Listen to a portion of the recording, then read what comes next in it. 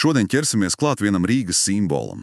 Visiem labi zināmiem Zviedru vārtiem, bet tas stāsts aiz tiem ir sarežģītāks. Jā, noteikti. Nav tik vienkārši, kā varētu šķist. Mēs te palasījām publikāciju Rīgas Zviedru vārti – vēsture un izturība. Un mēģināsim kopā saprast, kā tad īsti tie veidojās un kāpēc tie joprojām ir te. Tāds kā izpētes ceļojums laikā varētu teikt. Tieši tā. Un tā intriga, kā kaut kas sākumā bija, necils mūra gabals, kļuva par tādu Rīgas leģendu un pat pārdzīvoja visādus draudus.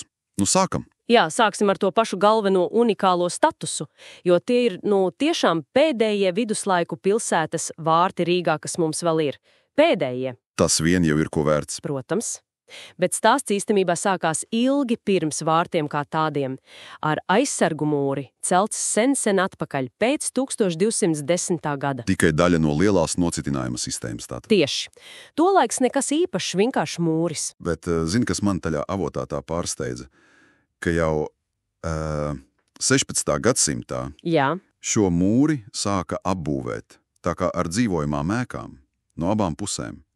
Tas nozīmē, ka tā aizsardzības jēga jau zuda? Tieši tā tas izskatās. Mūris kļuva par māju sienām. Un tā militārā funkcija, protams, atkāpās. Cilvēkiem vajadzēja, kur dzīvot. Loģiski. Un paši vārti, tie, kurus mēs redzam šodien, tie ir vēl vēlāk. Tie parādījās tikai 1698. gadā. Un tas process, tas bija diezgan jocīgs. Jā, tas šķiet neticami. Nevis uzcēla jaunus, bet izlauza caurumu. Cauri mājai, kas tur jau bija. Izlauza, cauri jau esošai dzīvojamai ēkai. Kāpēc tā? Tas bija kaut kāds, pragmatisms vai vienkārši vietas trūkums? Es teiktu, ka drīzāk pragmatisms. Un pilsēta auga, attīstījās, vajadzēja savienojuma starp Trokšņu ielu, kas bija iekšā. Izlaust eju bija, ātrākais un lētākais veids. Tātad tīri praktiska vajadzība radīja šo vēsturisko pieminekli. Ironiski nedaudz. Tieši tā, utilitāra vajadzība. Un tas nosaukums Zviedru vārti, tas jau laikam diezgan skaidrs Zviedru laiki, vai ne? Avotu minēja arī lauvas? Jā, abi svarīgi. Tas notika Zviedru valdīšanas laikā, protams, un tās lauvas, kas ir uz noslēga akmeņiem vārtu arkā. Jā. Tās ir Zviedrijas varas simbols. Tās tur ir speciāli ieliktas, lai to uzsvērtu. Bet, ar vārtu izveidi jau tas stāsts nebeidzās. Tā eka ir gājusi cauri daudz kam, pārbūmēm pat, nopietniem draudiem. Un te mēs nonākam pie 20. gadsimta. Un pie arhitektiem avotā ir uzsvērts, ka tieši viņi ar savu restaurāciju būtībā paglāba to ēku no nojaukšanas. Tieši tā. Tas liek aizdomāties, cik trausls tas mantojums ir. Bet kādi vispār bija argumenti par nojaukšanu, ja tas bija tik sens objekts?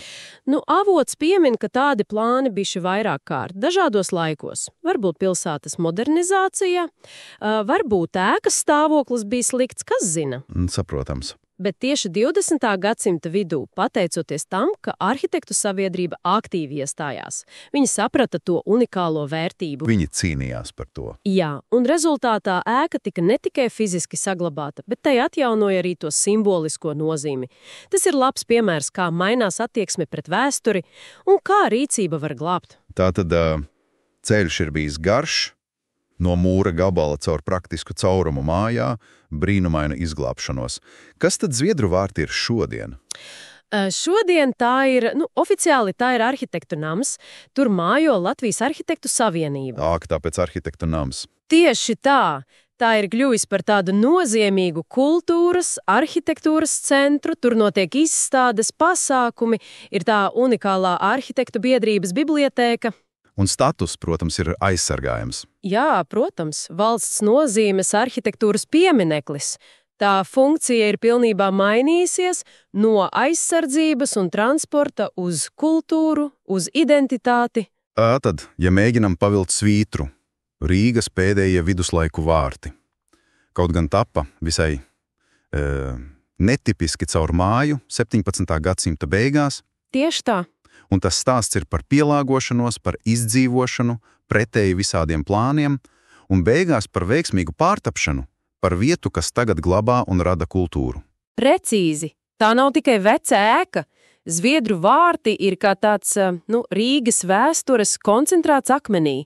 Liecība par to, kā pilsēta mainās, cik tā ir noturīga un kā tā spēja atrast jaunu jēgu vecām lietām. Jā. Un tas liek domāt plašāk, vai ne? Cik daudz vēl tādu stāstu par negaidītām pārvērtībām, par klusu izdzīvošanu slēpjas tepat mums apkārt. Aiz šķietiem ikdienišķu ēku fasādēm gaida, kad kāds tos pamanīs.